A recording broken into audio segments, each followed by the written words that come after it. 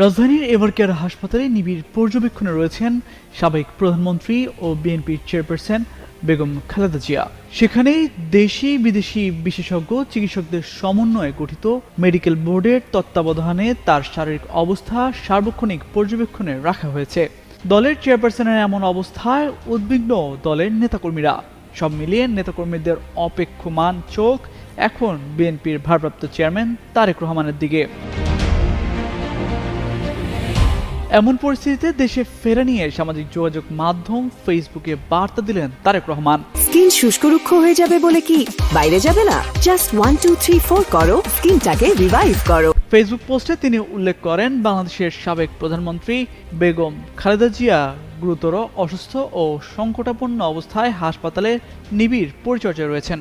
তার রোগ মুক্তির জন্য দল মত নির্বিশেষে দেশের সকল স্তরের নাগরিক আন্তরিকভাবে দোয়া অব্যাহত রেখেছেন। প্রধান উপদেষ্টা তার রোগ মুক্তির জন্য দোয়ার সাথে সাথে চিকিৎসার সর্বত সহায়তার প্রতিশ্রুতি ব্যক্ত করেছেন।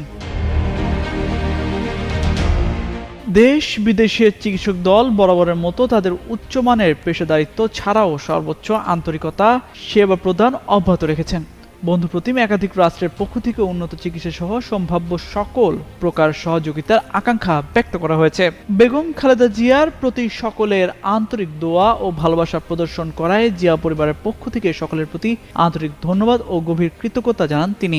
একই সাথে বেগম খালেদা জিয়ার আশু রোগ মুক্তির জন্য সকলের প্রতি দোয়া অব্যাহত রাখার অনুরোধ জানান বিএনপির ভারপ্রাপ্ত চেয়ারম্যান।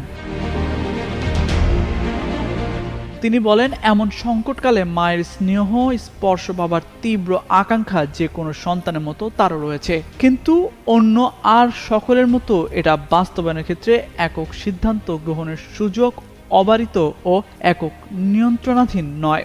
স্পর্শকাতর এই বিষয়টি বিস্তারিত বর্ণনার অবকাশও সীমিত। রাজনৈতিক বাস্তবতার এই পরিস্থিতি প্রত্যাশিত পর্যায়ে উপনীত হওয়া মাত্রই স্বদেশ প্রত্যাবর্তনে সুদীর্ঘ উদ্বিগ্ন প্রতীক্ষার অবসান ঘটবে বলেই তার পরিবার আশাবাদী।